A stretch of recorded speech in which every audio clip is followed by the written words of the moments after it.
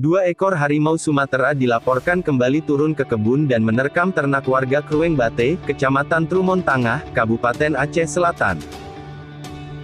Kepala Balai Konservasi Sumber Daya Alam, BKSDA, Aceh Selatan, Wirli, Kamis, tanggal 27 Januari tahun 2022, mengatakan, satwa dilindungi itu kembali turun di perkebunan warga sejak 1 minggu terakhir.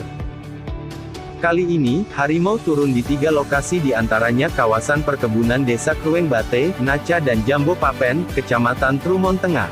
3 hari lalu, 2 ekor ternak kambing warga ditemukan mati diterkam harimau di daerah Krueng Bate, katanya.